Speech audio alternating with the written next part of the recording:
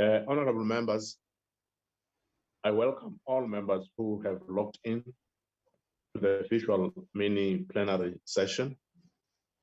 There will now be an opportunity for silent prayer or meditation.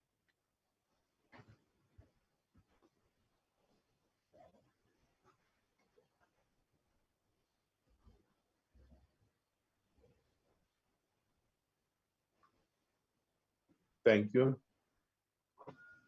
Honorable members, before we proceed, I would like to remind you that the virtual mini plenary is deemed to be in the precinct of Parliament and constitute a meeting of the National Assembly for debating purposes only.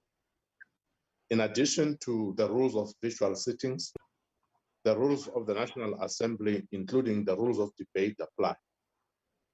Members enjoy the same powers and privileges that apply in a sitting of the National Assembly.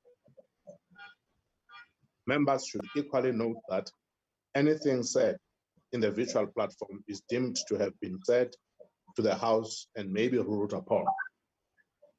All members who have logged in shall be considered to be present and are requested to mute their microphones and only unmute when recognized to speak. This is because the mics are very sensitive and will pick up noise which might disturb the attention of the other members. When recognized to speak, please unmute your microphone and connect your video. Members may make use of the icons on the bar at the bottom of their screens, which has an option that allows a member to put up his or her hand to raise points of order. The Secretariat will assist in alerting the chairperson to members requesting to speak. When using the visual system, members are urged to refrain or desist from unnecessary points of order or interjections. Well, we shall now proceed to the order, which is debate on vote number 38, Tourism Appropriation Bill.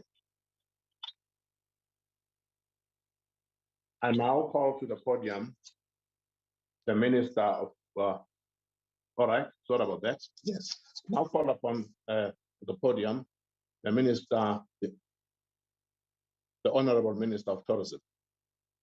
Honorable Minister. Thank you very much, Honorable House Chairperson. Let me acknowledge the Deputy Minister of Tourism, Honorable Fish Mahlalela, Chairperson of the Portfolio Committee, Chairperson Supra Mahuma Pelu, together with all members of the Portfolio Committee, members of the South African Tourism Board, led by Chairperson Dube, Director General of the Department of Tourism, CEO of South African Tourism, and senior managers of both the department and SAT, tourism stakeholders, honorable members, ministers, colleagues who have joined us, ladies and gentlemen. It has been more than a year since COVID-19 was declared a global pandemic, and life has never been the same. Throughout this period, South Africans have shown solidarity, resilience, and courage in fighting against the pandemic. It is befitting that our government has declared this year the year of Charlotte Maxeke as we mark 150th anniversary of her birth. Mama Maxeke was the epitome of courage, resilience, selflessness, and sacrifice. She stood up against colonialism and gender discrimination when all odds were stacked against her, not only because she was Black, but also because she was a working class woman. As we continue to fight against the socio-economic effects of the pandemic, we can draw inspiration from this icon of our struggle for freedom and gender equality. The devastation caused by COVID-19 pandemic in the tourism sector and the wider economy has brought into sharp focus the triple challenges of poverty, unemployment, and inequality. For us to confront these challenges, we need to respond to the call made by President Cyril Ramaphosa in his 2021 State of the Nation address when he said, I quote, "People of South Africa, it is your country that calls on you to rise," unquote. Honorable members, from the time of level 5 hardcore lockdown, last year, the road to recovery for the tourism sector has been a rocky one. It has been characterized by stops and starts in accordance with the waves of the pandemic. However, we are pleased to report that despite all the difficulties, the recovery has been on an upward trajectory. Our programs and efforts in this financial year are aimed at sustaining this trajectory. During lockdown, our sector also significantly benefited from the temporary employer-employee relief scheme, TES in short, established to provide financial relief to employees during the COVID-19 through the UIF by the Department of Employment and Labor. Working together with TBCSA, we were able to arrange for a special dispensation such that tourism businesses could apply for TES through TBCSA, and this was efficient and effectively distributed. To support small enterprises, the department allocated 200 million for the Tourism Relief Fund, which paid 4,000 enterprises an amount of 50,000 each.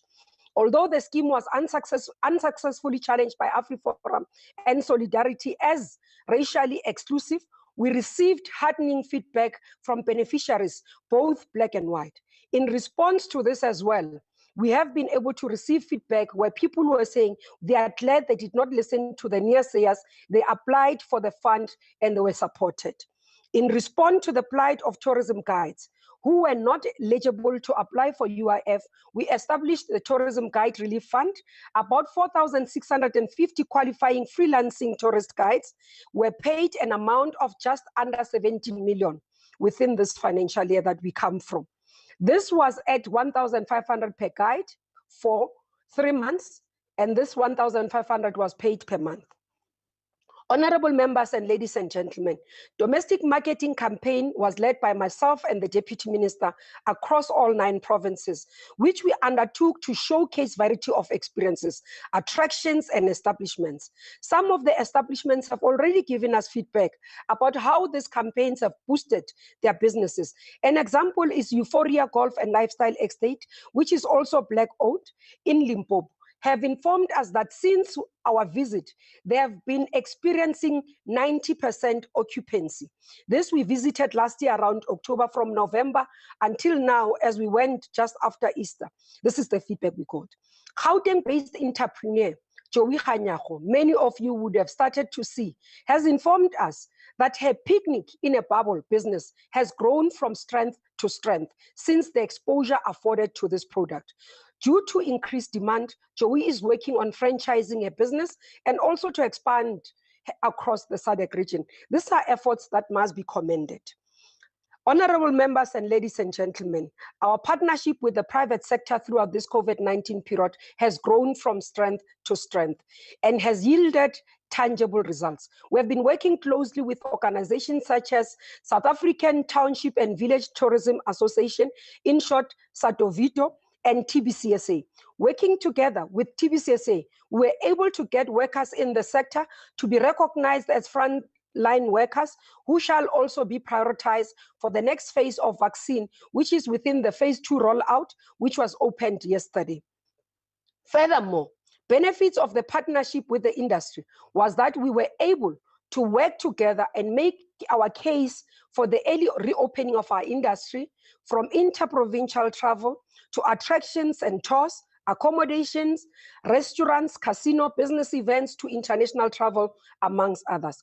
All this were made possible through carefully considered industry protocols and ministerial directions based on available scientific advice. To this end, I would like to express my appreciation to the industry and colleagues in all spheres of government for working together to achieve the green shoots we are seeing in the tourism sector. Honorable members, tourism sector is one of the critical intervention areas that have been identified in the Economic Reconstruction and Recovery Plan as key driver of the economic recovery in the country. To elaborate on the actions that will be undertaken in the tourism sector to support the recovery, the department, together with the private sector and other stakeholders, work together to develop the tourism sector recovery plan. The plan is anchored on 3 interlinked pillars or strategic themes: protecting and rejuvenating supply, reigniting demand, and strengthening enabling capabilities for long-term sustainability. The plan outlines a set of actions timelines of implementation of each action, and the allocation of each action to an implementing agent. The main focus of our program in this financial year will be on the implementation of the tourism sector recovery plan. Accordingly, our budget allocation in the respective programs within the department and the entity, SAT, was done in line with actions outlined in the tourism sector recovery plan. For the financial year 2021 and 2022, the department's budget allocation amounts to about 2.4 billion rands, of which 1.2 billion rands is for transfers to SAT. Honorable members, protecting and rejuvenating supply entails, amongst others, the support for the protection of core tourism infrastructure and assets, and our program has been designed to make this a reality. Our total infrastructure commitment is just under 700 million over a 5-year period. To date, an amount of 270 million of the funds have been made available to DBSA, who serves as the implementing agent for the department's infrastructure program. A further 222 million has been made available for this financial year as a budget for implementing going forward. During the medium term, the Destination Development Program will continue with the implementation of tourism infrastructure maintenance program of state-owned assets in order to protect and rejuvenate tourism supply. The focus of this work is on improving and upgrading sites of heritage significance, including Liberation Heritage, national parks, botanical gardens, as well as rural and township precincts. To this end, we have prioritized the implementation of just over 100 tourism infrastructure initiatives across the country, with a further 30 community-based projects. And this work is largely funded through our Working for Tourism expanded programs and is spread across all provinces, especially focusing on rural and small dorpies, as the portfolio committee has urged us. Honorable members, as the department, we have responded on the growing sense of unease amongst the previously disadvantaged communities emanating from the slow progress of transformation of the economy, most visibly in the tourism sector. We have adopted an approach premised on the assumption that transformation of the economy is a collective responsibility that has been embraced by all South Africans. Our government has a responsibility to transform the economy and to create an inclusive non-racial society in which South Africans share equitable in the wealth of our country. In this effort, we shall not be deterred. In order to accelerate the transformation of the tourism sector and stimulate investment and resource mobilization, the following programs will be implemented. While some successes have been recorded in the implementation of the Tourism Transformation Fund, which is administered in partnership with the National Empowerment Fund, it will be restructured in response to the feedback we've received from entrepreneurs on their experience with the fund in its current form. We are currently redesigning the fund to be more efficient and more accessible to entrepreneurs, and we will be making an announcement in the coming weeks. The fund is capitalized to the tune of 77 million rands from its initial amount of 120 million after about 43 million of successful application.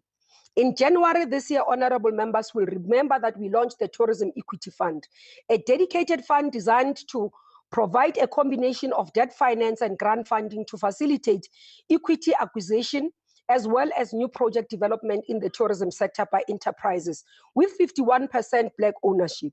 The combined value of the Tourism Equity Fund at just over 1.2 billion, inclusive of debt of small enterprise finance agency and its commercial banking partner. However, the processing of the application has been interdicted by the court following an application against the fund by AfriForum and Solidarity. Once again, the efforts to transform the economy to make it more inclusive is being frustrated. As I've already said, we shall not be deterred in this effort. Our lawyers are studying the reasons given for the interdict, and also the response shall be provided in this regard. In order to increase participation of the SMMEs in the tourism sector for inclusive economic growth, the department will expand incubation program to support tourism youth-owned SMMEs. This will include business support and development through the addition of the Tourism Tech Incubator in partnership with the Technology Innovation Agency, and the Tour Operators Incubator will be implemented in this financial year. In addition, honorable members and ladies and gentlemen, to understanding the devastating impact of COVID-19 on our economy, we have to be able to understand the flow, what it has exposed as the four lines of gender equality in our country. Women are the most negatively affected by the pandemic, both as caregivers and as the most economically disadvantaged sector of our society. This makes the issue of gender mainstreaming more urgent than ever before. It therefore stands to reason that gender mainstreaming should be integral to the initiatives outlined in the tourism sector recovery plan. The results of this approach shall be increased participation of women at all levels of the tourism sector. In this regard, we will proceed with our executive leadership program, which this year will recruit 40 women for empowerment and grooming in terms of executive leadership program in partnership with UNISA. In our UN WTO Women in Tourism program, assessment of needs of women in tourism was done in Vembe and Mopani districts as our pilot sites. This was to prepare for prototype interventions, which will benchmark the approaches to support women in tourism in rural areas globally. This financial year, we will implement leadership and skills development, supply development, SME development programs to enhance the meaningful participation of women in the tourism sector. Ladies and gentlemen, the second pillar of the tourism sector recovery plan that will receive our attention so that we can tip the scales in favor of the recoveries to reignite demand. There has been a paradigm shift in tourism demand since the start of the pandemic, from international to domestic travel. In this past financial year, the modest income the sector earned was mainly derived from the increase in domestic travel. In view of that, domestic marketing efforts will be intensified in this financial year. The department, together with SAT, in partnership with the private sector, will undertake several domestic marketing campaigns. This will include marketing of various attractions, deal-driven campaigns, and digital engagements aimed at reaching South Africans of all ages, races, and classes. The private sector, through our partnership, is beginning to respond to our call for the introduction of dual pricing system, one for South Africans and one for international travelers. This will ensure that attractions are more accessible to South Africans. We call on all establishments and attractions to heed this call, make our attractions and establishment accessible to South Africans. Ladies and gentlemen, South African tourism has revised its marketing and investment framework developed in partnership with the tourism industry. In total, 24 markets or countries were identified for prioritization, segmented into 16 for growth and 8 for defending. These are markets that we've already operated, and others are earmarked as watch list. These 24 prioritized markets accounted for 92% of all international trips in 2019. Our international campaign will be bolstered by our continued participation in multilaterals and other forums such as the AU, WTTC, G20, World Economic Forum, and UNWTO.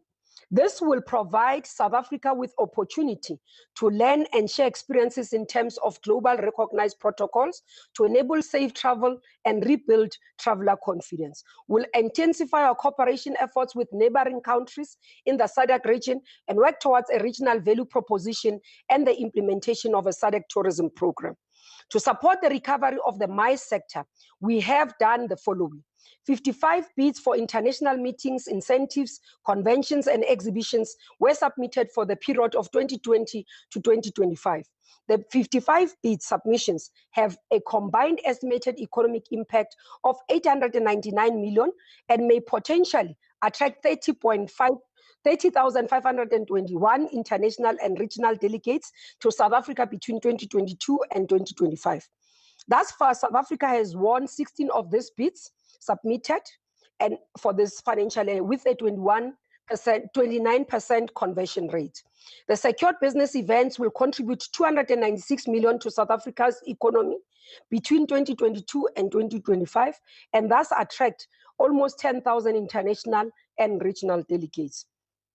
The South African National Convention Bureau invested 23 million in bid submissions through its bid support program to attract business events linked with the national government's developmental priorities. Honorable members, as part of the work of strengthening enabling capability for long-term sustainability, which is the third pillar of our plan, work is underway to reform our visa and immigration regime and to see the full rollout of e-visas to visitors from China, India, Nigeria, Kenya, and 10 other countries. And this work is led by the Department of Home Affairs. As you would remember, honorable members, last year we appointed 7-member advisory panel comprising of experts with diverse knowledge in the sector and the economy to review all our existing policies, provide guidance to the minister on new policy proposals. The panel will in the end hand over a new comprehensive and overarching tourism policy framework to guide the sector in the 21st century. The panel has progressed in its work such that they will soon be submitting a draft policy document, and they are scheduled to complete their work by August 2021. The process of merging marketing entities, which was approved by Cabinet, is imminent, and the relevant departments are seized with the process. Major processes will include multiple factors that require a meticulous planning and implementation. The work of the SAT, or the South African Tourism, will not be disrupted or interrupted by this process, and efforts will be made to ensure that there is minimal disruption. In light of this important work that needs to happen in terms of the merger, the term of the current board of SAT has been extended by another 12 months period. And honorable members need to know that the process of recruiting a new board has been put on hold. Honorable members, to put the economy on a growth trajectory, to get the tourism sector on a sustainable path, sustainable path to recovery will only be achieved through the coming together of all social partners to work hand in hand. More importantly, to create a transformed, inclusive economy can only be achieved when all of us appreciate and embrace the importance of healing the injustices of the past. In this spirit, we can draw inspiration from the words of Mama Charlotte Maxeke, who understood the importance of selflessness and solidarity in pursuit of collective national goals for the betterment of society. She said, I quote, "This work is not for yourself. Kill that spirit of self.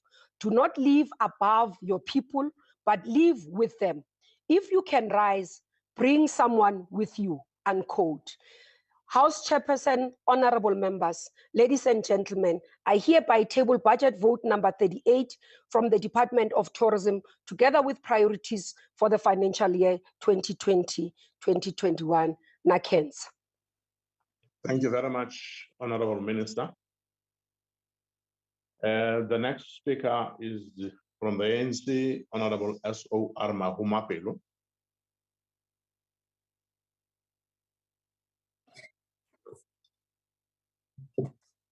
Honorable Presiding, Honorable Presiding House Chairperson, Honorable members of the last line of defense on oversight, Honorable members of the Tourism Portfolio Committee, the Honorable Minister Kubai and Deputy Minister Mahlalela, the Chair and members of the South African Tourism Board. Honorable members, embedded in the historical mission of the African National Congress to create a non-racial South Africa is its resoluteness in approach. Every budget, such as the one we are processing today, Vote 38, for tourism, is a necessary and deliberate instrument in the hands of the African National Congress to advance further the historical cause of the people to create a non-racial South Africa. It is therefore important for all and sundry to know that the historical strategic mission by the ANC to create a non-racial South Africa has to find deliberate expression in how we use the budget for this important purpose. Honorable members, we say this because the ANC has to contend with unending created obstacles as it seeks to achieve this non-racial South Africa. The context of the global COVID-19 has made the economic situation more complex. The never sufficient 7.4 billion rand MTEF is appreciated. Funding for the 21-22 budget of 2.4 billion is not enough, but it's appreciated. The 200 million tourism relief fund supporting 4,000 enterprises is appreciated. We appreciate the synchrony between the portfolio committee, the department, and the tourism board in understanding that poverty, inequality, and unemployment in South Africa is a permanent feature in the villages, the townships, and the informal settlements and small dorpies. It is our belief and hope that gradually the budget allocation of the department in collaboration with the rest of the other departments shall accordingly tilt towards the villages, the townships, the informal settlements, and small dorpies in order to intensify our collective onslaught on poverty, inequality, and unemployment. Because COVID-19 imposes a responsibility to have smaller events and hybrid approach, it is our view that this presents an opportunity to hold such events in the villages, the townships, the informal settlements, and the small dorpies. Both the South African Tourism and National Conventions Bureau should look at this particular matter as a matter of urgency.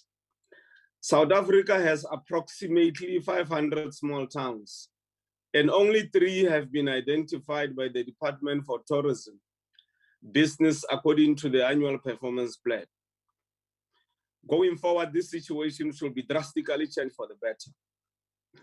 Both the United Nations World Tourism Organization and the Tourism Sector Recovery Plan confirm that the recovery of the sector must be anchored on domestic tourism, and we support this.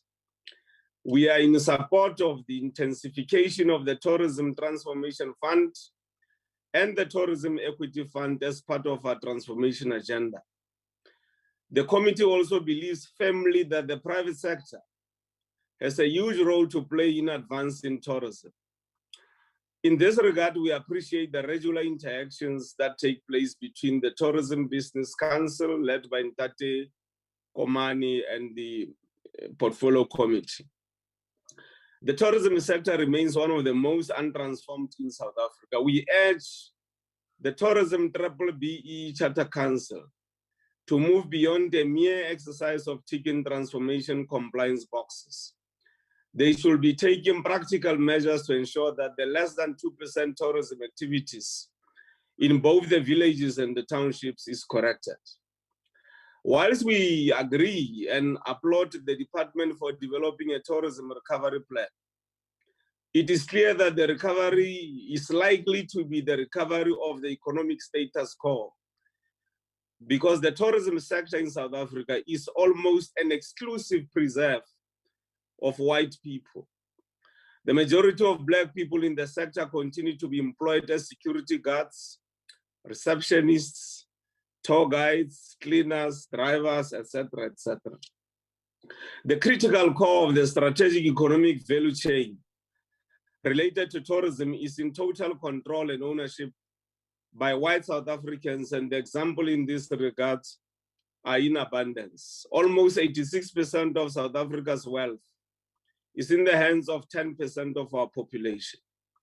Car manufacturing and dealership transporting tourists in South Africa is white-owned. The food and beverage is enjoyed by tourists is white-owned. Banks giving credit for tourism business are white-owned. The insurance industry required in tourism is white-owned. Manufacturing of buses ferrying tourists is white-owned. Fuel consumed by cars and buses we use is white-owned. The manufacturing of bedding and linen in hotels and so on is white-owned. The land on which hotels are built and lodges is vastly white-owned. security, fencing, electrical and electronics in hotels and lodges is white-owned. Companies producing all the material used in building hotels, lodges, etc. is white-owned. We are emphasizing these practical examples, honorable members, to demonstrate the reality that our commitment as the ANC to build a South Africa that belongs to all who live in black and white faces a huge challenge of economic transformation. The economic status quo cannot be left unattended. Organizations such as AfriForum and Solidarity must understand that the ANC cannot and will never be a racist organization. What the ANC seeks to do is to attend to the injustices of our past, as instructed by the preamble of the Constitution of the Republic. Yes, COVID-19 knows no color, but its effects have a mere and more devastating impact on Black people, because a man-made and institutionalized system of apartheid colonialism was aimed at nothing else but the economic throttling, suffocation, and suffering of especially Black people. You will win some of the cases in courts regarding the transformation agenda, but you will never erase the reality that white supremacy created an institutionalized basis for your economic superiority in this country. It is the view of our committee that maintenance and general upkeep of existing tourism establishment is key. The safety and security and comfort of all tourists is key. We know that a lot of young people have been trained for entry into the hospitality sector and women, and we appreciate this. A deliberate initiative of immediate commencement, which we are suggesting, honorable members, is that the entire government, from provincial, local, national, must take a managerial decision to begin to hold our small meetings in the dining rooms of our people who are in the villages, the townships, and the small dorpies, so that there can be some revenue for them. In honoring Mother of the Black freedom in South Africa, Charlotte Maxeke, our resoluteness to radical socio-economic transformation must be intensified in all sectors of the economy. The attention we give to those who are poor and seeking to use tourism to defeat poverty must resemble the possession, the passion, and the commitment equivalent or more than the one displayed by Charlotte Maxeke in her social work. Honorable Chairperson, we move for the support and adoption of the budget.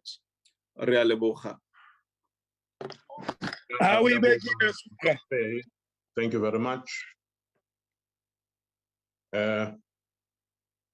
We now move to the next speaker, Honorable De Freitas from the DA. Thank you, House Chairperson. At the International Tourism Day celebrations last year, the Minister of Note Tourism, Minister Mamaloko Kubani, unbelievably stated that we had much to celebrate in tourism. Perhaps you could tell us exactly what there was and is to celebrate. We continue to be on the red list of a number of countries that are strategically important to us. These include the United Kingdom and Germany, for example. Stats SA released statistics on tourism accommodation that revealed that income in the subsector had decreased by 57.7% compared to December 2019, with foreign arrivals decreasing by 81%. This means that there were 1.5 million arrivals in December 2019, but only 279,000 arrived on our shores a year later. Besides the pre-COVID negative image of the country, the year-plus lockdown has only exacerbated it. Billions have been lost in the sector, as have hundreds of thousands of jobs. This has been admitted. My apologies, House Chairperson. House Chairperson. Honorable House member. Chairperson, we are battling to hear honorable member. Oh, Honorable De Freitas, but I can hear him. I seem to I be can hear him loud and clear. Honorable De Freitas, are you okay where you are? Can you hear us? I can hear you. Yes. Okay, and thank you. Maybe it's the honorable member who cannot hear well. yes. Okay, sorry about that. Can you continue, Honorable De Freitas? Thank you, Chair. I'll continue from where I was. Billions have been lost in the sector, has hundreds of thousands of jobs, and this has been admitted by government itself. Most of these losses have occurred within small and medium enterprises. Instead of focusing on real assistance for small and medium enterprises, we've had suffering the most, and who have indeed been suffering the most. Government provided only 200 million tourism fund relief for this sector. The 1.2 billion Tourism Equity Fund, on the other hand, was created with the aim to improve participation of Black South Africans in the tourism sector. However, this one-dimensional government solution ensures that only a selected number of elites, handpicked by government, benefits. Creating a new tourism elite who have connections to the governing party will do little to grow and develop the tourism sector and create jobs. If government ensured that the basics were done, it would go much further than the limited elites that it will benefit from this extravagant assistance. Our tourism sector would grow faster and would ensure a more inclusive and growing sector if the various spheres of government improved and maintained tourism infrastructure, tourism sites, and related infrastructure, such as the construction of a road accessible to hard-to-reach tourism sites, as well as access to water and electricity to these tourism attractions. By doing this, more people will be able to participate in the tourism sector without reliance of government funding, which, based on government's performance, will be pilfered, lost by corruption and maladministration, or distributed to those within the inner circle of the ANC. Incentives, such as training incentives for entrance to the sector and tax incentives as a relief to those hard hit during lockdown, would go much further. Our tourism sector will only pick up until there is effective COVID vaccine rollout, which would ensure that local and international travelers feel safe against the virus. Tourists also need to know that they are safe from a crime and security perspective.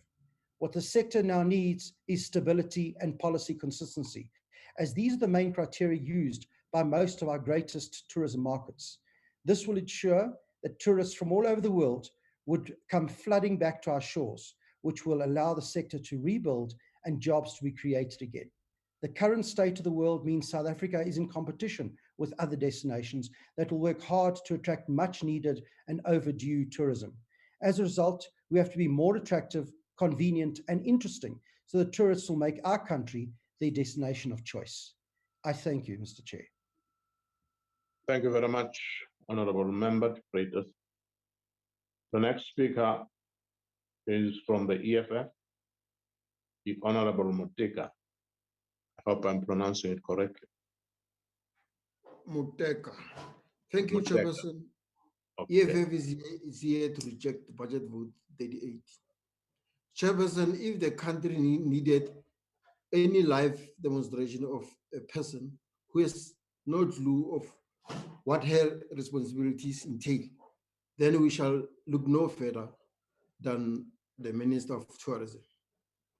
A few days ago, the minister posted on Twitter that she will be hosting a cooking show with the well-renowned socialites, purportedly as one of her groundbreaking interventions to promote tourism in this country.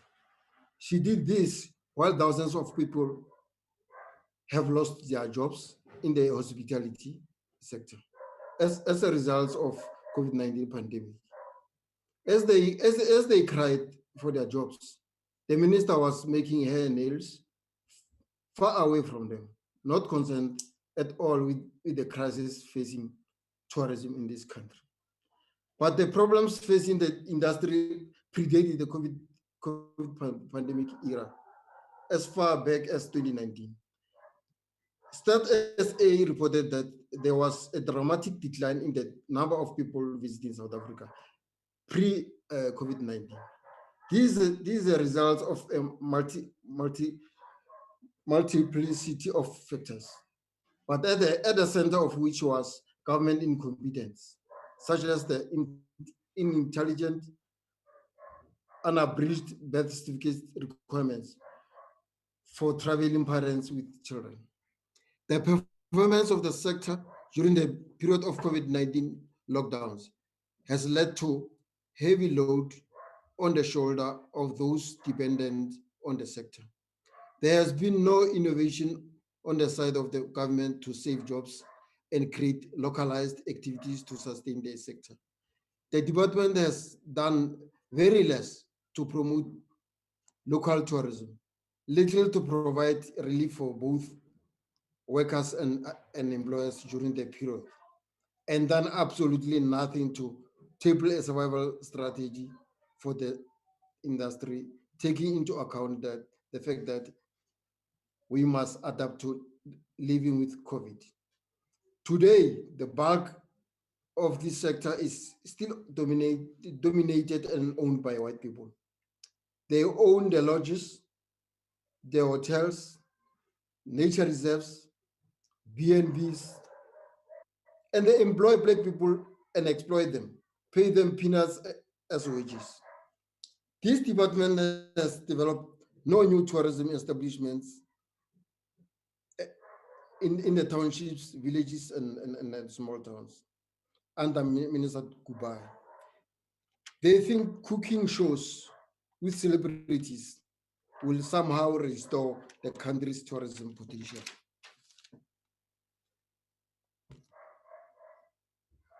There's been no innovation around township tourism, no plans to boost heritage tourism.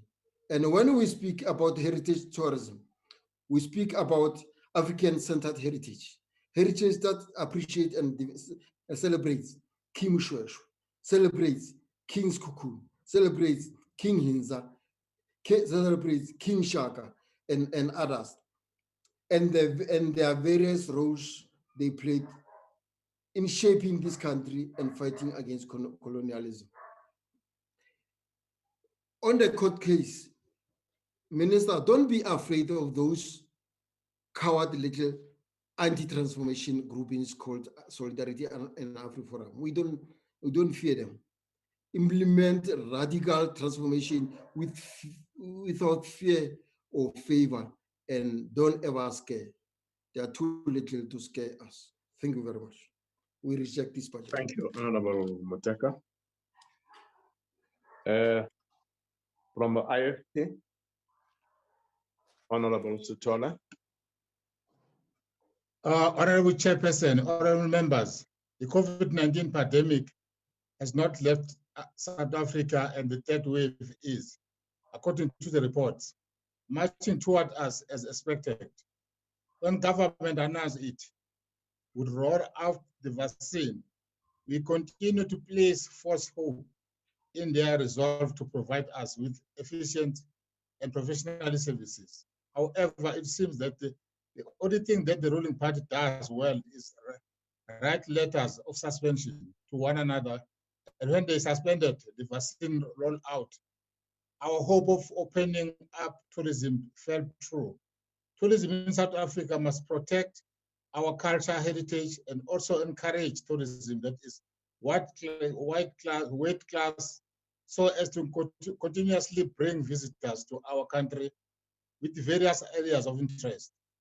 We accepted the demand of COVID-19, forced us to cautiously allow visitors to our land, but the industry is suffering. With few to no tourists, big tourist attraction that would usually bring in the majority of international visitors are seeing an adverse changing to our business operations. Due to lack of progress in securing our national against COVID-19, there is a huge locked-on effect with each and every individual who loses a job and then can no longer contribute to sustainable household income. The IFP is under no illusion as to the so-called grand plans for the doomed turnaround strategy that the ruling party will be lamenting for the next 10 years.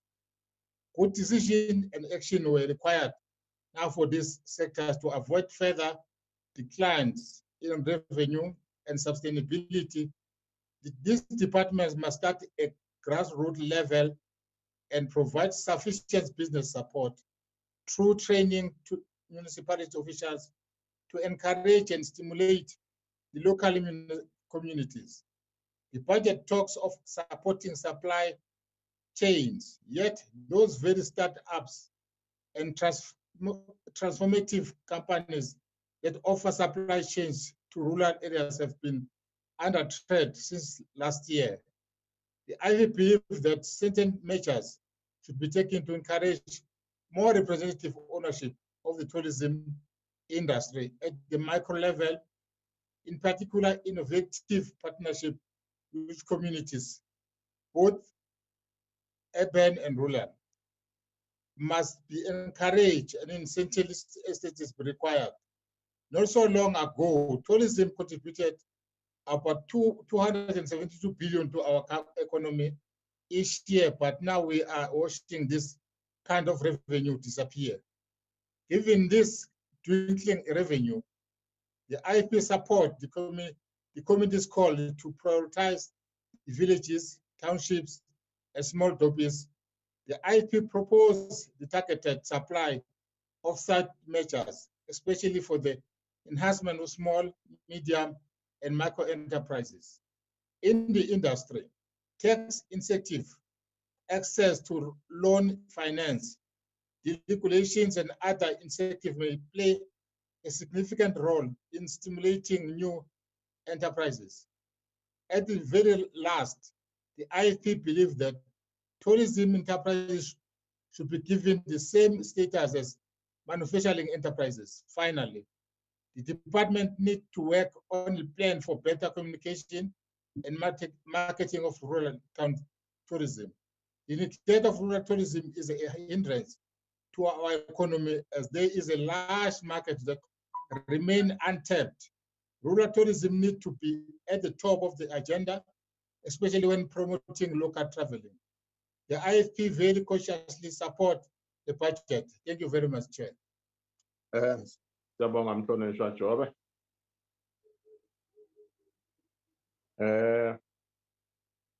FF Plus, the Honorable Groenewald, you're the next speaker.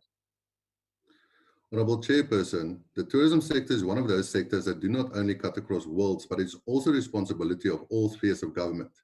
The tourism sector is also dependent on most government departments like that of corporate governance, police, trade and industry, with a lot of emphasis on the Department of Health and so much more. The tourism sector is seen as one that cuts across all cultures, religions, sports, arts and history. The effect of COVID-19 can be seen by a Tourism 2020 report that confirms a drop in the volume of tourists in South Africa from 10.2 million in 2019 to 2.8 million in 2020, a decrease of 72.6%. Therefore, it's a loss of 94 billion rand to the tourism market that once was 130 billion rand strong. William Gumede at WIT said that the unemployment rate is expected to rise to 50% post-COVID-19. Business for South Africa, up to 4 million jobs could be lost. At least a third of formal businesses may go under because of COVID-19. The United Nations Development Programme, in a recent analysis of South Africa's economy, said COVID-19 may push around 54% households out of the formal jobs into poverty. According to the World Travel and Tourism Council, the travel and tourism industry contributed to 9.2% of total employment in South Africa, and that the sector contributes 6.9% to the GDP in 2019, but was almost halved to 3.7% in 2020. The Honourable Minister agreed with the staggering drop in the sector by saying that South Africa tourism businesses have been particularly hard hit by the COVID-19 pandemic and that this market suffers severely. The Minister also said that the focus of tourism must change to domestic tourism to be the anchor for this market. Therefore, ensuring the supply side of the market respond by increasing the proportion of domestic travellers into an overall traveller population by investing in infrastructure and ensure that South Africa can afford these prices. And do the Freedom from Plus agree on the concept, we just differ on the way to achieve such. Daar's 'n Bybelse spreekwoord wat sê, haal eers die balk uit jou eie oog voordat jy die splinter uit iemand anders se oog uithaal. Dit is wyd berig dat die Departement van Toerisme gesprekke gevoer het met ander lande om te kyk om toerisme binne Suid-Afrika te bevorder. Wat nie verkeerd is nie, Maar die VF+ sal graag wil sien dat die departement toerisme met ander departemente gesprek tree en die verskeie komitees nader om oplossings te vind. Padinfrastruktuur, dienste en plaaslike ekonomie moet aangespreek word om toerisme te bou. Die departement van gesondheid moet die inentingsprogram versnel. Departement kuns en kultuur moet omsien dat erfenisstukke, kunste en sport die nodige sorg ontvang sodat aangewend kan word vir toerisme. En die departement van polisie sal moet optree om misdaad aan bande te lê. Honorable Minister, we can agree that the tourism market is the one sector that was hit the hardest.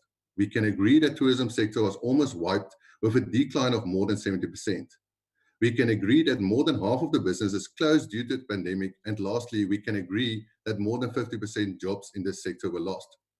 But the Freedom Front Plus cannot agree that the department only wants to help Black empowered businesses and only assist Black empowered tourism market contributors through the Tourism Equity Fund. This is naked racism.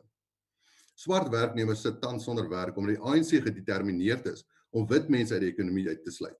Die VF+ verwerp swart ekonomiese bemagtiging veral in die toerisme sektor wat groot verliese aan besighede en werksgeleenthede gehad het weens COVID.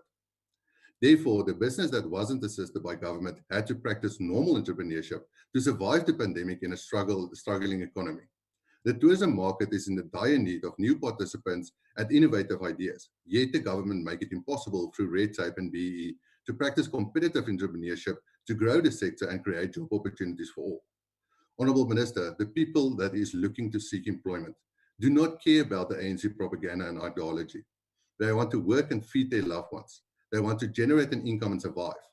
South Africa's economy is in such a state that every day becomes a fight for survival, especially for those that lost their employment over this draconic lockdown. Black economic empowerment must stop to ensure that everyone can earn a living income to provide for their loved ones. As the market was so hard hit that almost no business survived, and with the government only assisting Black empowered companies, transformation had been done. And any business that survived after this pandemic was due to good entrepreneurship, taking risk, and taking on liabilities to survive. Now's the time that the entrepreneurship must be promoted and not ANC propaganda. It is time to create job opportunities, not to limit it due to cadres stealing and relief provided and not contributing to the market. Any talks after this pandemic in the sector about transformation in BE will be to punish any non-Black in South Africa that competed in an open economy and practiced good entrepreneurship. The focus not be on a race to promote the sector, but on a healthy entrepreneurship and a cohesive community to save the sector and job opportunities, and to improving the quality of life of all citizens and free the potential of each person. Thank you, Chairperson. Thank you very much, Honorable Member. The next speaker is the Deputy Minister of Tourism. Honorable House Chair, Minister of Tourism, Mamluko Ngubane, members of the executive, members of parliament, ladies and gentlemen. As we deliver this budget vote, we know the path that we have traveled to get here and are confident and proud of our collective resilience and determined on our new path to recovery. We therefore undertake to grow the tourism sector that will contribute towards creating more inclusive and transform South Africa. Our strategy for this year is anchored around commitment as espoused in the Economic Reconstruction and Recovery Plan and the Tourism Sector Recovery Plan as outlined by the Minister. Honorable members, we are proceeding with our efforts to strengthen the local government infrastructure and service to grow tourism and accelerate service delivery through the district development model. Prioritized initiatives from our tourism special master plans will be integrated into one plans for districts of OR Tambo district this year, eThekwini Metro, Peaks Ligaseme district, and Namakwa district. Honorable members, collaboration and commitment are what is left for us.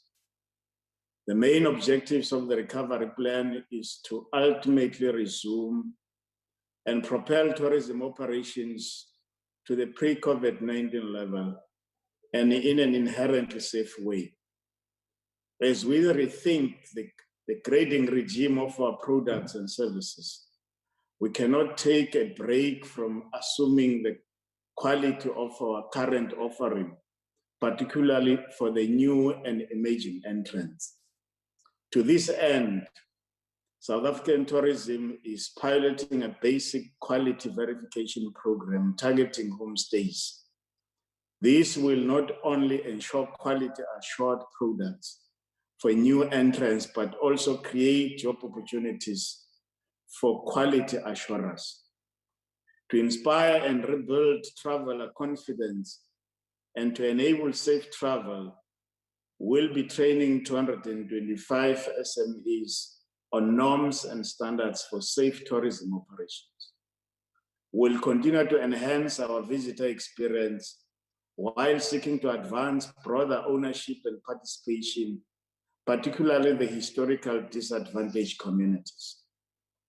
Because of the mass gathering limitations and measures to prevent the spread of COVID-19, we have witnessed an increase in the hosting of virtual and hybrid conferences, thereby impacting the MICE sector. In simpler terms, less travel, and lesser bookings.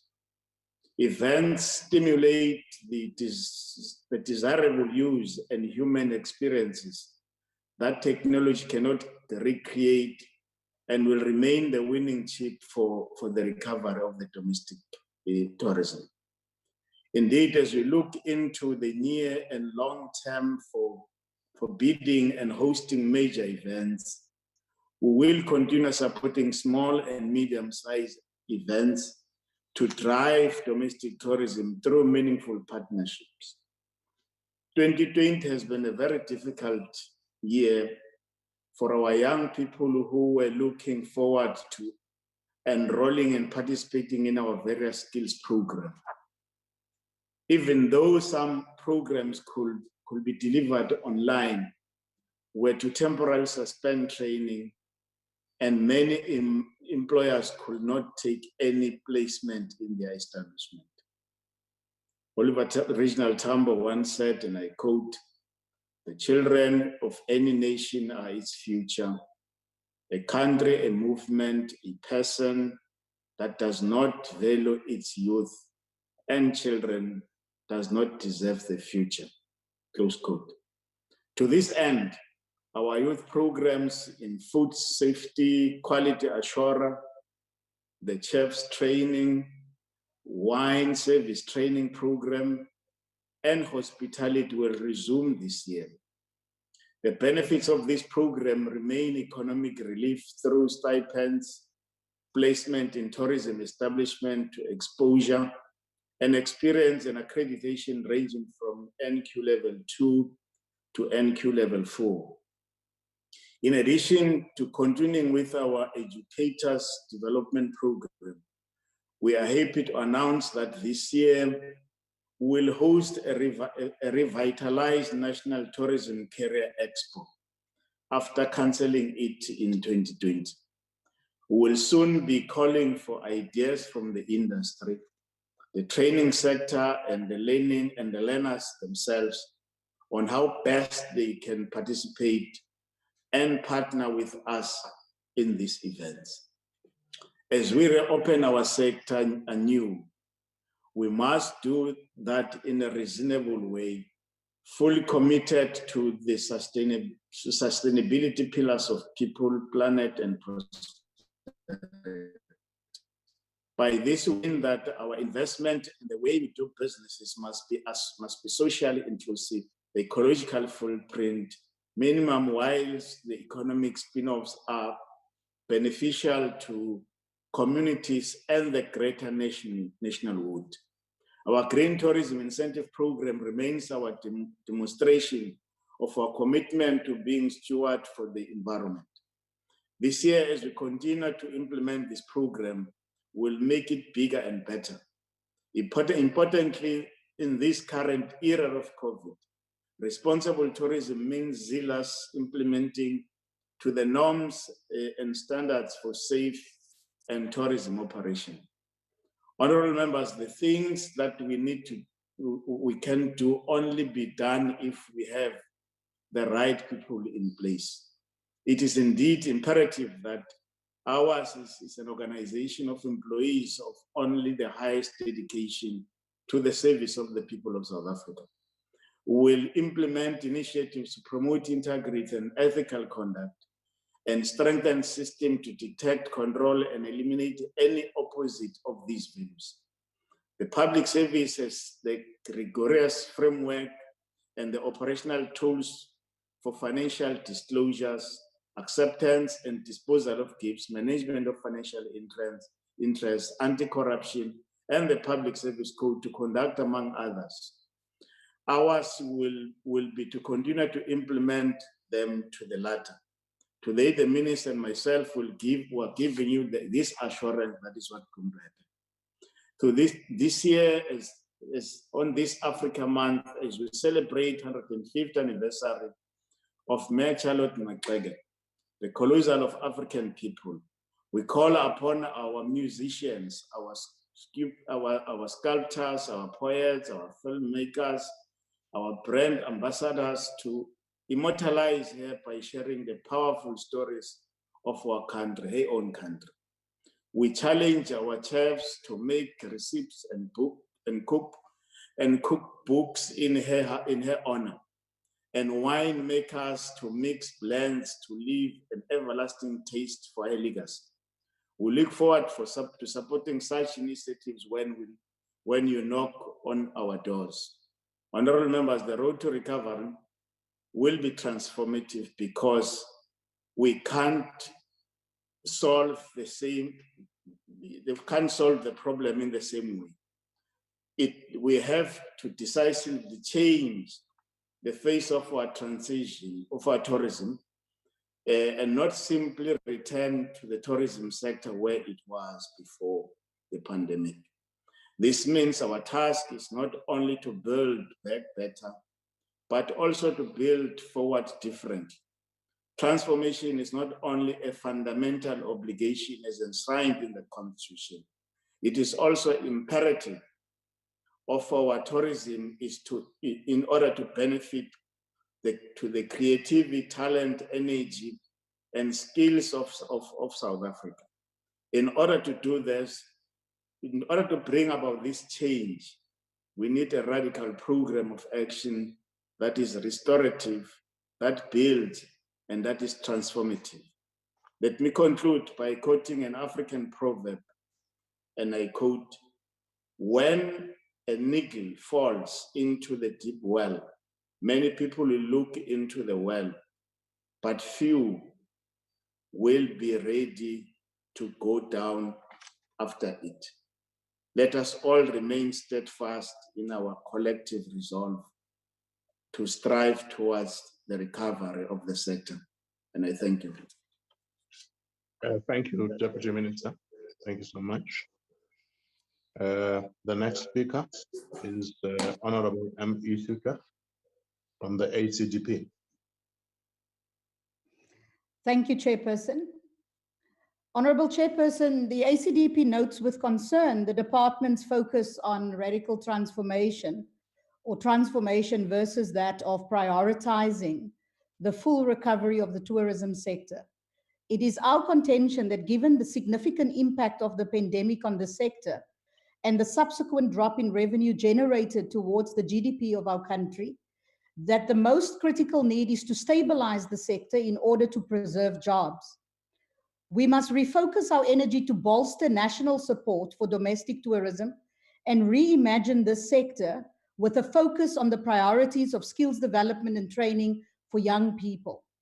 This pandemic is similar to a war. It affects our entire nation, regardless of race. Entire communities, especially in the small towns and rural areas of the Western Cape, are adversely affected by the decline in tourism, with even the most agile and robust businesses struggling to remain open and survive the storm. Yet, in traveling through our country, you find that businesses in this sector courageously remain open to save families from the poverty line. As a key driver of our economy, this sector employed over 53% of women, a higher proportion of total female employment than any other sector in the economy. The sector also provides easy entry for low-skilled youth, and with a youth unemployment figure of over 50%, this sector is critical in addressing unemployment as a pathway to a professional career that could lead to entrepreneurial development. COVID-19 has radically changed the sector for the foreseeable future. The key factor here is to reimagine the sector and create partnerships with all role players to address our challenges and leverage the opportunities to build together. Government has done enough damage by focusing primarily on the priorities of a few connected individuals rather than the nation as a whole. If you consider the fact that more than 38% of households are female-headed households, we must then consider the impact of driving policies that further increases unemployment to the benefit of the few. We consider the report of the Auditor General on the Tourism Relief Fund as an indictment on the department. Poor record management and lack of representative controls resulted in people in the employ of the state benefiting from the fund and businesses no longer in operation. The lack of proper controls has a direct impact on those that this government seeks to uplift, our women and youth. The auditor's report, in our view, emphasizes the holes in an approach that fails to view the current situation as a national issue, which requires a whole societal approach. The ACDP wishes to remind this department of the main priorities, especially rural development, to address the biggest challenge we face, poverty and its impact on the most vulnerable. I thank you. Thank you very much, Honorable Member. Honorable Member from the UDM. There's no one there. Honorable Gombe from the DA. Good morning, Chairperson, and to those listening in. Parliament is the highest body where South Africans are ultimately representing political parties. And so it goes without saying that if the members of Parliament from all the political parties agree on a policy, then the policy should be implemented. And this brings me to a topic I speak about at every single opportunity I get, and that is free star grading for our hotels, bed and breakfasts, and guest houses. The idea of free grading was introduced a couple of years ago by my colleague Greg Crumbach to the Portfolio Committee. In the current parliamentary term, it has been generally accepted by all the political parties as a policy which would help tourism businesses if it is implemented for them to recover. At first, there was resistance by the minister, who would try and convince us that grading is not so expensive and that these businesses do receive discounts, even though it was a couple of £1,000. I am pleased that over time, she has resisted that argument and that free grading has found itself in the policy review process of the department for consideration. But it's important we are clear.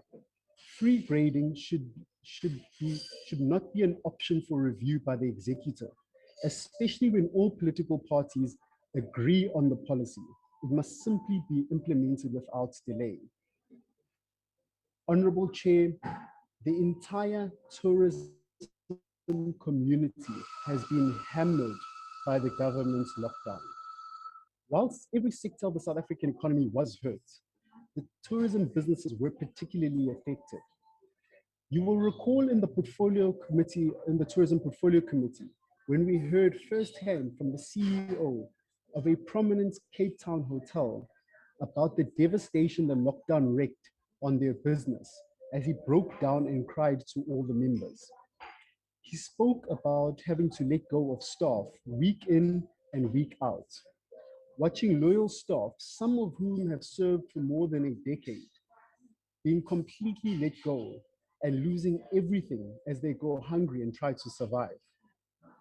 So shaken was the Portfolio Committee that the DA immediately proposed a disruptive and effective support package for many of those businesses.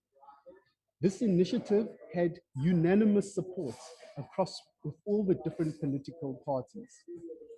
This would have resulted in an instruction to the tourism minister to engage cabinet about free grading, about tax payment holidays for tourism establishments, especially in municipalities, and even a tax review on public flights as just some of the proposals, which even at times when they are not within the mandate of the minister, she has an influence in being able to drive them. This matter has still not been dealt with. Our tourism budget fundamentally must reflect our policy priorities. If we implemented just some of these simple positions to help businesses, we could change our budget from one which tries to be and do everything for businesses to one that creates the right environment for business to operate and do what they simply do best. It is the difference between the minister having a one-day cook-off with Somizi because she is somehow promoting tourism and she must go all around the country and everywhere she goes, tourism will happen. And having restaurants that actually thrive and that actually organically promotes tourism sustainably. We have all the potential to be a tourism hub, and it's time our budgets begin to reflect that potential. Thank you, Chair. Thank you very much, Honorable Gombe.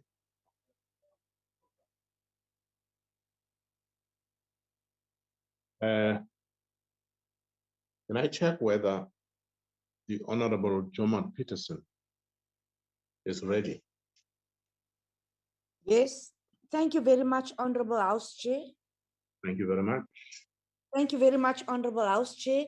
We will now call Honorable Mpushe from the ANC.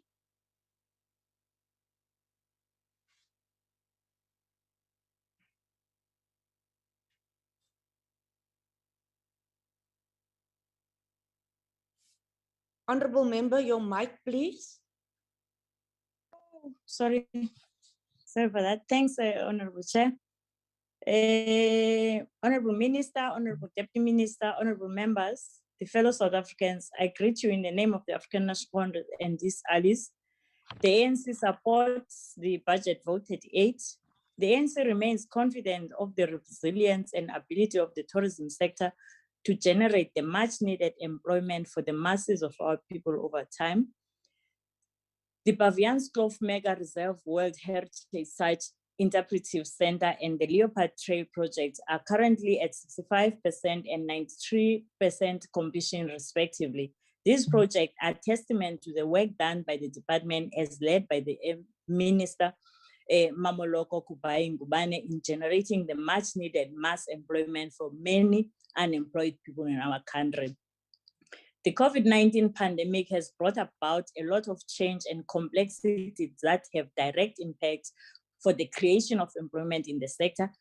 Creating jobs opportunities has not been easy, but with hard work and cooperative effort, we shall turn the tide over the years. The tourism sector has shown its resilience despite the slow economic growth in advanced economies and geopolitical tensions in some regions. In order to create a more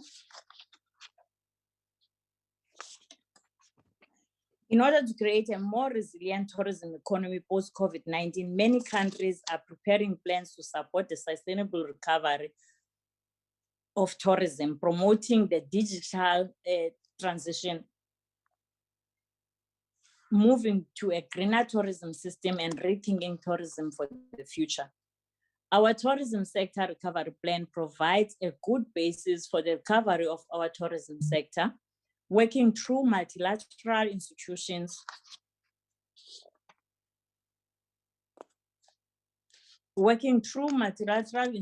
and platforms such as the African Union's Specialized Technical Committee on Transport, Transcontinental and Interregional Infrastructure, Energy and Tourism. South Africa will pursue an integrated global approach to tourism recovery as well as draw lessons from global best practices. Our country began phase 2 of the vaccination program yesterday, the 17th of May, 2021. Our target is to have 130 sites in public sector active by next week. focusing on the population aged 60 and above, as well as vulnerable groups. Remaining healthcare workers will be concluded using Johnson & Johnson and Pfizer vaccine. However, the distribution of the vaccine is likely to be uneven. It will also take time to achieve population immunity in many parts of the world. The South African, as co-chair of the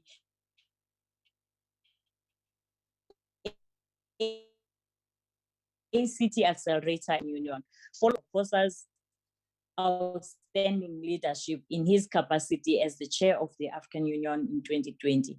Honorable members, the tourism sector will for some months and maybe a few years have to live with the virus. The businesses in the sector will also experience disruptions as resulted in line with the evolution of the virus.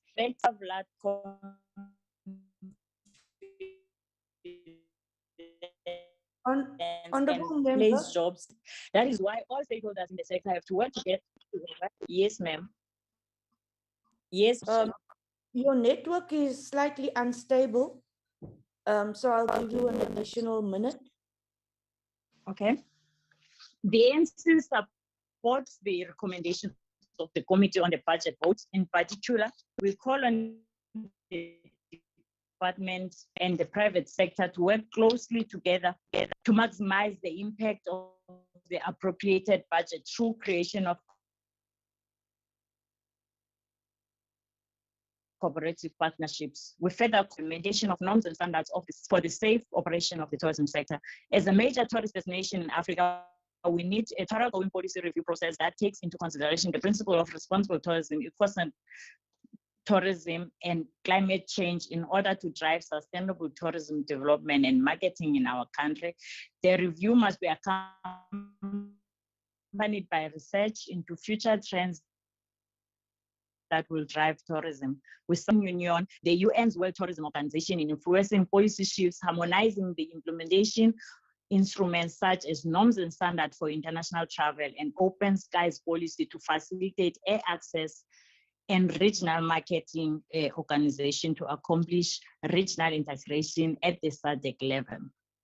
The pledge made by the President in the State of the Nation address to do away with silos in government must be seen through the contribution from other departments in unlocking the cloud that the department received unqualified audit in the 2019-2020 financial year. The department has corrected the previous year's findings, which include insufficient audit evidence to the satisfaction of the Auditor General. We are also encouraged by the independent investigation regarding the irregular, fruitless, and wasteful expenditure incurred on the EPWP projects. And the committee will continue monitoring the financial and non-financial performance of the department and SA Tourism to prevent this organization from regression in their audit finding.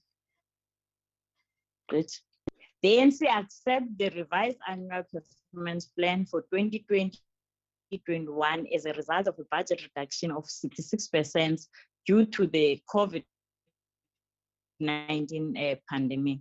In conclusion, Honorable Chair, as a meant of raising 1.2 our plan to grow the economy and creating jobs. The transformation of investment opportunities in the sector should aim to address the gross inequality experienced by women, youth, and persons with disabilities. This is the only way we can achieve inclusive growth. As the sector begins to understand the value of domestic tourism, especially in the DA-run Western Cape, the ANC calls on businesses to change their business models and prices to advance strategic goal, which is to tip the scales and ensure that domestic tourism in Africa. Honorable member, your time has expired. I've given you an additional minute. In conclusion, as I was about to conclude. Thanks. Thank you very much. Honorable member from the NFP, I've been told that Honorable Subisi is no longer speaking. NFP, it doesn't seem as if there's anybody. AIC, none. COPE, PAC, ANC, I'm not speaking. I'm not speaking. PAC is here, but not speaking. Thank you very much. Honorable Gomba from the ANC. Thank you very much, House Chairperson, Honorable Minister and Deputy Minister, honorable members. When President Ramaphosa stood in the National Assembly chamber to address the joint sitting of Parliament for the first time, when President Ramaphosa stood in the National Assembly chamber to address the joint sitting of Parliament for the first time as the head of state, he said, tourism currently sustains 700,000 direct jobs and is performing better than most other growth sectors. There is no reason why it cannot double in size. We have most beautiful country in the world, and we are the most hospitable people.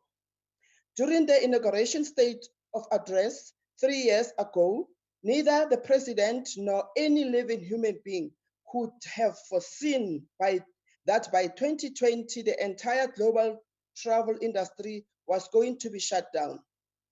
Evidently, the COVID-19 pandemic has had severe consequences on tourism sector, with many of people losing their income for extended periods due to layoffs and closure of companies. According to the United Nations World Tourism Organization, the tourism sector will return to pre-crisis level only by 2023.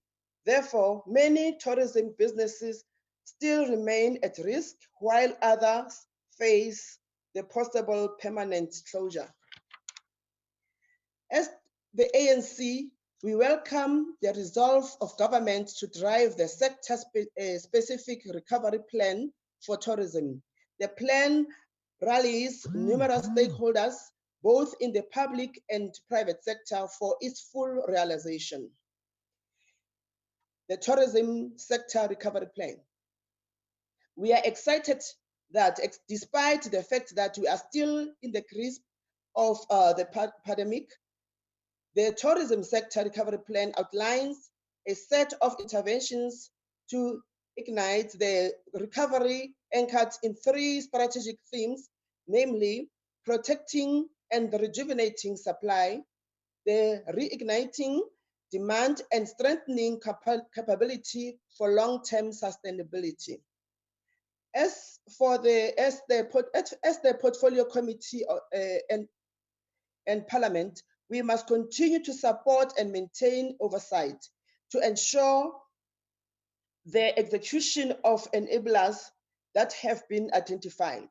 These include the strategic partnership between government and industry, safety of tourists, airlift capacity, and quicker processing of tour operating licensing, deployment of the vaccine to frontline workers, and stimulating domestic demand through government consumption expenditure. The ANC believes that this plan must be supported by all South Africans across political lines because it will reduce the impact of the COVID-19 crisis on employment by 125,000 jobs. In its attempt to mitigate the financial challenges imposed by COVID-19 on SMMEs in the sector, the ANC-led government introduced the Tourism Relief Fund, which assisted 4,000 SMMEs in the tourism sector and further disbursed an additional 30 million in COVID-19 relief grants to tour guides. SMME play a vital role in the tourism sector, particularly in the accommodation and hospitality sectors. It is significant to note that approximately 58% of companies in the tourism industry generate less than 5 million in annual revenue, with about 70% of accommodation and hospitality businesses falling into the revenue bracket. Tourism, therefore, must be seen as the backbone of government strategy of promoting the development of SMMEs, cooperatives, and mass job creation. In the committee, we have noted that South African tourism will continue to work with various tourism product owners and SMMEs to build partnerships that enhance our destination brand offering. These initiatives include enterprise and supplier development, that is number one, dedicating 25% of total seats at the SA Tourism Trade Show platform for SMME participants, that is number two. Number three, 100% procurement from BBEE contributor status from level 1 to level 5. I hope AfriForum is listening to that one. 30% of things being SMMEs, 40% for women-owned, and 30% for youth-owned, and 70% for people with disability-owned enterprises. Honorable Chair, this is transformation that the masses of our people have been demanding from government for many years. We must congratulate our hardworking minister, Mamoloko Kubai, and our deputy minister, Dr. Fish Mahlalela, for their courageous leadership in the face of the storm of opposition coming from the right wing, anti-transformation forces, the alliance of the Democratic Alliance and the Freedom Front Plus. We believe that the reigniting the regional and domestic components of the sector is our priority at the moment. Even though South African brand continues to be under pressure due to the association with the variant of the COVID-19 virus, first discovered in the country. Honorable member, please wrap up. We look for the tourism for both African continent and domestic tourism seem to be more promising compared to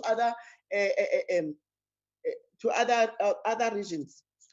In conclusion, Honorable Chair, COVID-19 crisis is an opportunity to focus on the environmental sustainability of the tourism sector, promote structural transformation, and ensure greater use of technology. All these necessary ingredients towards a more sustainable, inclusive, and resilient tourism sector. The ANC, Honorable Chair, supports the budget vote 38. Thank you very much. Thank you very much, Honorable Member. Al-Jama. It doesn't seem as if there's anybody. Honorable Winkler, you have an extra minute, which was saved by Honorable Gumbi. Honorable Winkler, you have 5 minutes. Thank you and good morning to all colleagues. The blue flag status of 3 beaches on Durban's famous Golden Mile are likely to be removed shortly, as water quality tests revealed E. coli levels in the region of 2,000. E. coli indicates the presence of feces.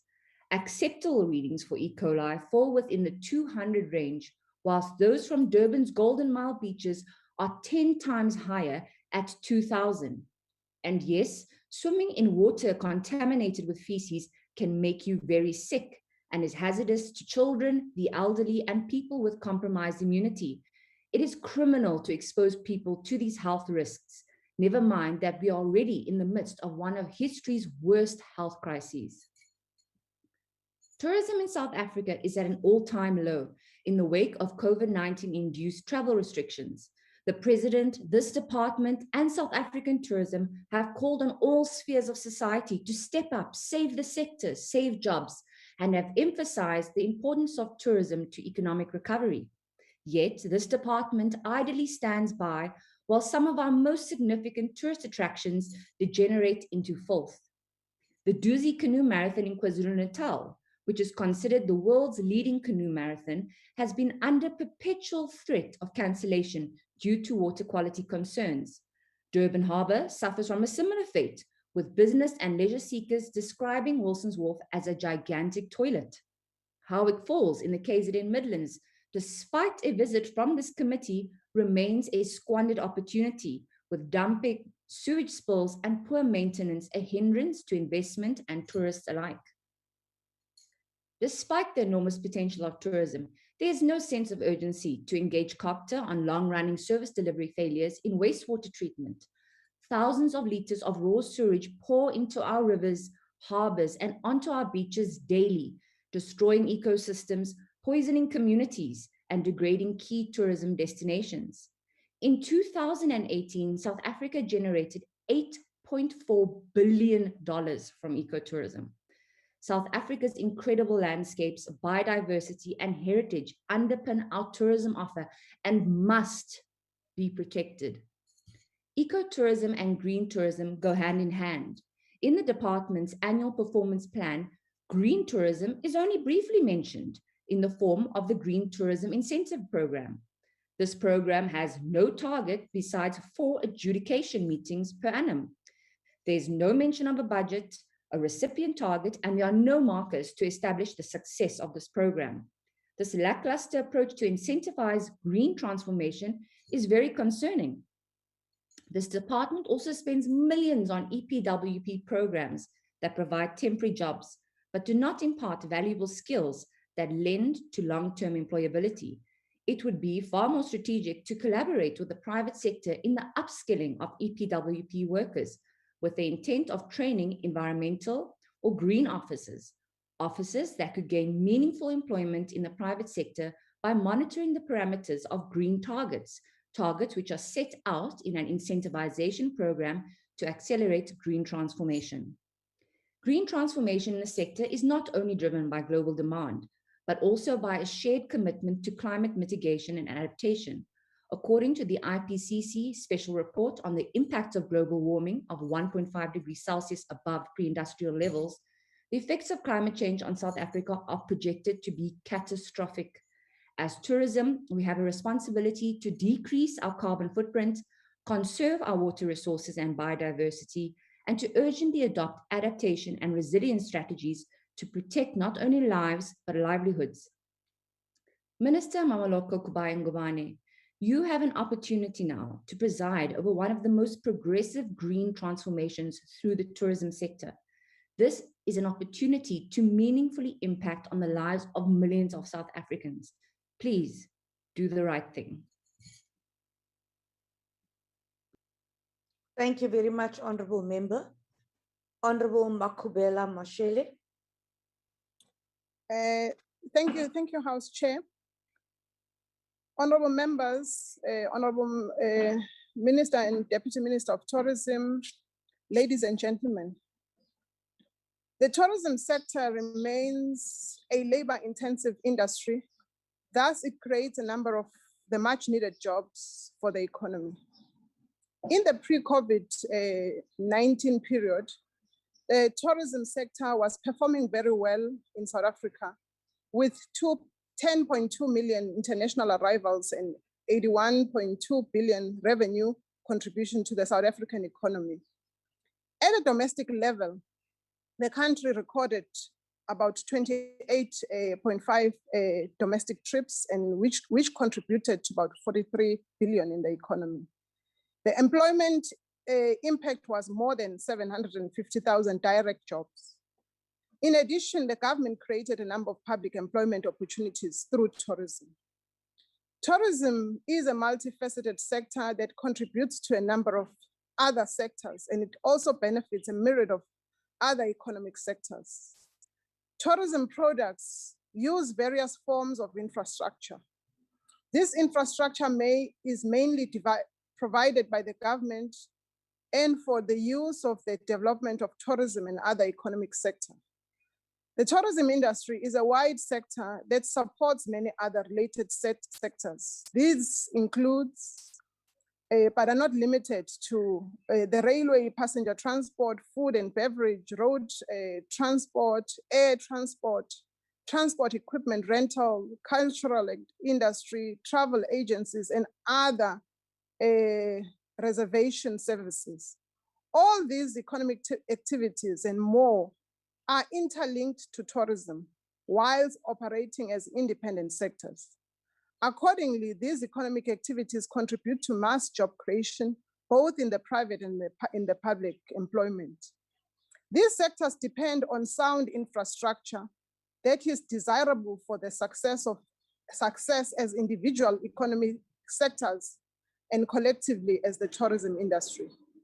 This infrastructure then facilitates the development of the tourism products that includes seaside tourism, rural tourism, ecotourism, wine tourism, culinary tourism, religious tourism, cultural and heritage tourism, sports tourism, business tourism. That includes meetings, incentives, conferences and events, and many others. It is therefore crucial, honorable members, for the department to always have these infrastructure considerations whenever allocating their budget to various programs.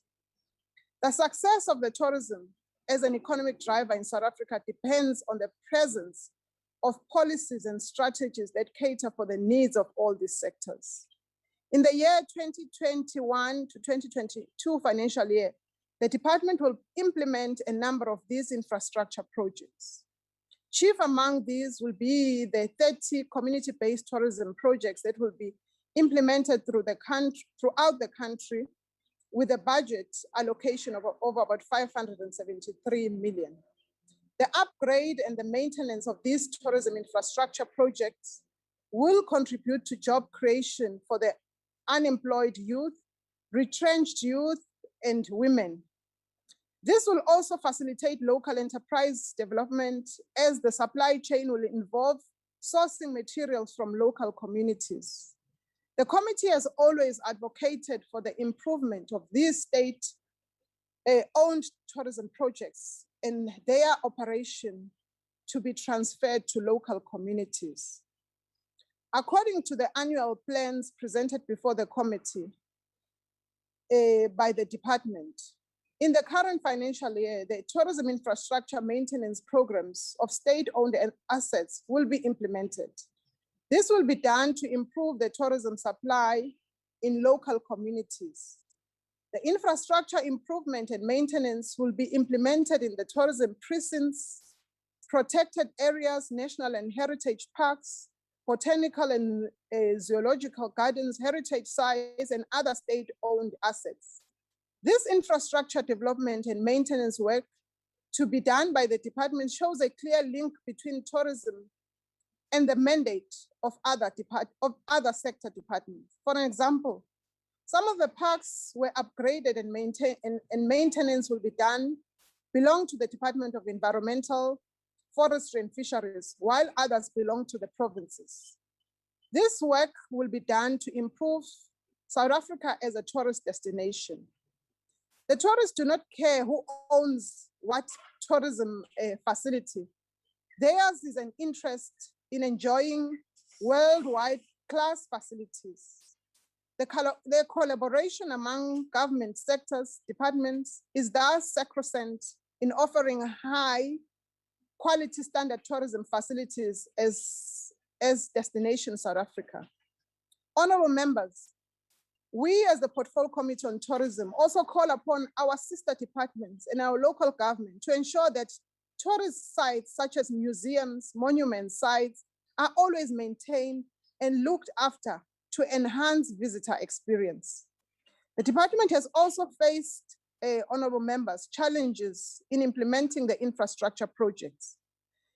The leadership of the minister employing the efficient and effective methodology of implementation is commendable. In the year 2021 to 2022, in this financial year, the department will benefit from using the services of the Development Bank of Southern Africa as an implementing agent for the infrastructure projects. The outsourcing and the implementation of infrastructure projects to DBSA is a stroke of a genius by the department, as the DBSA has in-house built environment engineers who has a wealth of knowledge in implementing such complex projects.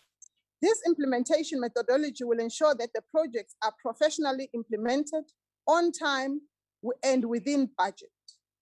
The number of historical challenges such as ill-conceived project plans and lack of structural integrity of infrastructure project will be a thing of the past.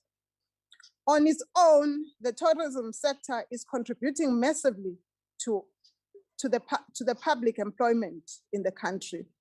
The department is planning to create about 12,000 work opportunities over the medium term through the Working for Tourism projects, with about 4,000 jobs created in the year 2021 to 2022.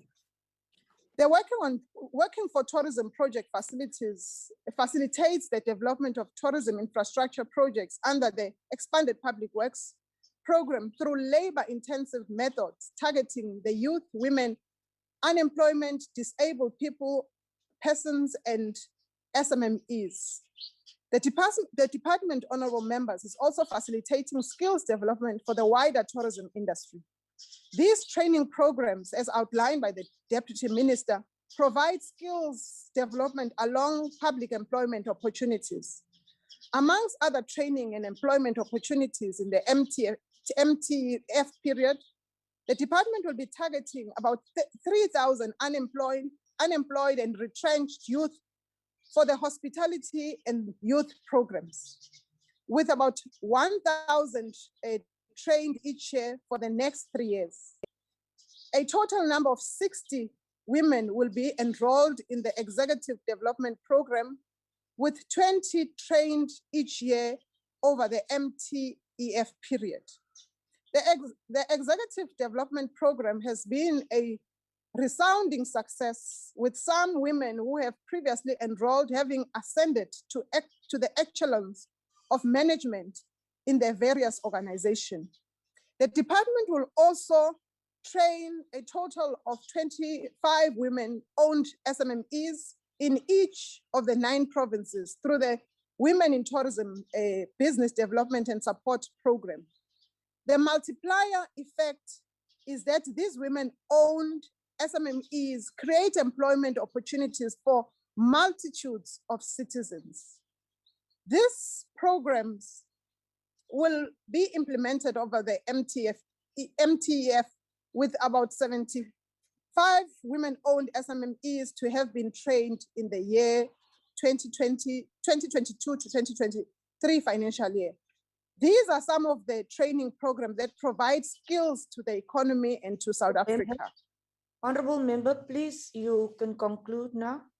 Honorable members, as I conclude, let me remind honorable members that South Africa belongs to all its people, and we, the people, belong to one another. South Africans must be ambassadors of their own countries. We should fall in love with the country's beauty and diversity. This will encourage us to discover more about the beauty and the diversity of our country, and the South African pride is only guaranteed through this. Honorable member, we support the budget vote 38 of the Department of Tourism. Thank you. Thank you very much, honorable member. Honorable Minister, you have an additional 5 minutes, which you saved through the Deputy Minister and your party, the Honorable Minister of Tourism. Thank you very much. Thank you very much, House Chairperson. Firstly, I would like to urge honorable members as I respond to read the tourism sector recovery plan. because in the debate, it is very clear that many of our honorable members have not taken efforts nor time to go through the document. It is important for us to go through because it details, really in detail, the plans that speaks to reigniting tourism, both in terms of international and domestic, what we are going to do, the work around infrastructure, which areas, the partnership that we do. So we'll definitely do that, including one of the things that we flag and which we highlighted during the committee was the work that we are doing in terms of bringing back international travelers while we're working towards removing South Africa in partnership with other departments, removing South Africa from the red list.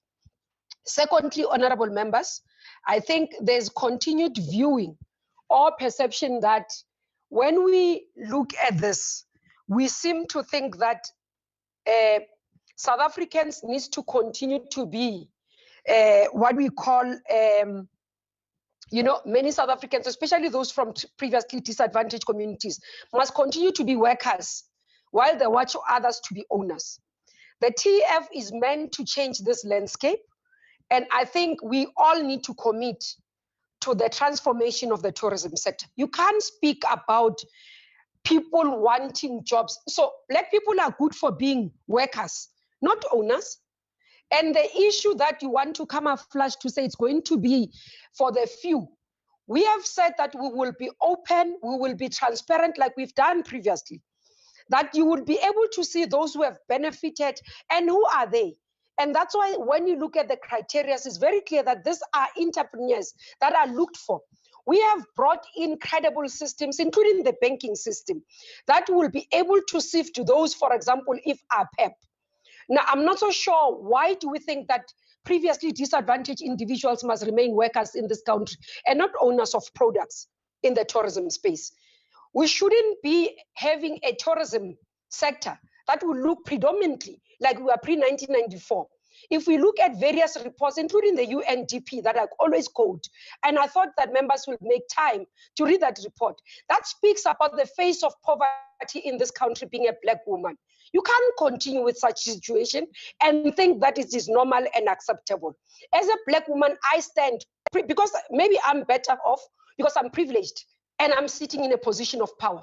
But my responsibility is also to lift other women, to make sure that opportunities are created for those women who are left behind, who are being left behind, as Mama Matlake has asked us to do. When you have an opportunity, get in and lift. And this is about all the women in the tourism sector. The fact that this sector is predominantly by women, the participation is by women, more than 70% actually. But go and look for them. Why are they nowhere in being CEOs? Where are they in middle management of these companies that we are talking about? Where are they? Both Black and white, by the way. Why are they not owners of these products? And we think it must be normal. In a country that has majority of the population being women, it can be. It can be business as usual. If we are used to sitting around the table and compromising, this is not a point of compromise where Black women in this country must continue to be the face of poverty in South Africa. We have to turn the situation around, but it's not only for us. It's for sustainability of this economy. It's for the sustainability of our democracy. It's the right thing to do. Consciously, we all have to agree. It must be done, and it must be done now. The department, in terms of its APP, has clearly outlined, in terms of names, provinces, locations, where we are doing what. So the inclusion of rural townships, you would see it in our work. If you look at the domestic campaign that myself and the DM led, it's predominantly showcasing what attractions exist in rural areas. We've been able to promote the areas that many South Africans have not known. So one of the things I want also to say, the policy proposals that have been raised by various members, it will help that we put them in the policy review process. We have started the process. We're looking forward to it. And I want to urge all stakeholders to be able to come to the fore and assist us in working. Another issue which is a challenge in terms of tourism is that you do have quite a lot of misunderstanding of the role of department, where you find some areas where are not mandates of the Department of Tourism being given to the Minister of Tourism. There are things that belongs to environment that the Minister of Environment will speak to. There are things that belongs to Department of Sports, Arts and Culture, including the heritage, museums and all that. They will be spoken to by the Minister of Arts and Culture as they deliver their speeches. So we do have to remind honorable members, yes, in terms of the interaction between ourselves and various departments, we continue to have conversations and ensure that we have, because some of these attractions are assisting us to gain in terms of tourism. But in terms of the responsibility of doing quite a number of things that members are saying we must be able to do, unfortunately, they are not the mandate of the Department of Tourism. So it becomes difficult. We can go and have conversation with them as we do in terms of sister departments, in terms of cabinet and cabinet committees. And what I like is the portfolio committees approach, where they are able to bring provinces as well. They are able to have, you know, sister departments, joint committees where they call us, because in these collaborative efforts, we'll be able to achieve what we need to achieve, besides being able to stumble on each other's toes and also conflating on each other's mandates. So we do hear a lot of work that has been done, and want to appreciate, more importantly, Chair, the support from the portfolio committee. The members who've been able to support this budget.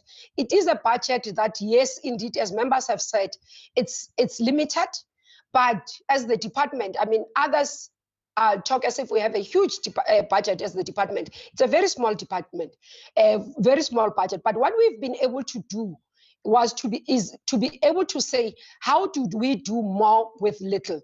How do we go and find partners that can assist us to reach even goals that we cannot be able to reach alone? So this is what we have been able to do. And I want to say, Chairperson Mahuma Pelo, under your leadership in the portfolio committee, we thank you. We thank you for the wisdom and the guidance in terms of what you have been able to assist us as the department, being able to give us the feedback where we've done wrong, where there are gaps we need to fill. We do appreciate that.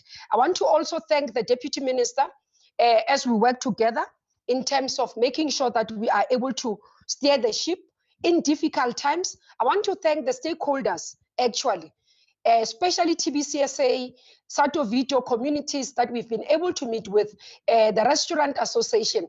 At times I've been able to call them, even in Christmas, on Christmas Day, I called them to say we need to have a meeting.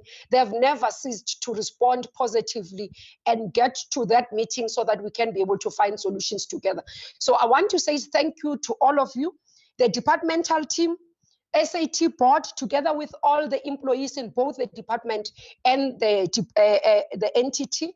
It has not been an easy year until now. We've worked under tremendous pressure. We've been criticized. We've listened to the criticism. We've taken it back as constructive criticism so that we can build a better department, but a better sector. I want also to take this opportunity to thank SAT CEO, as he will be leaving us.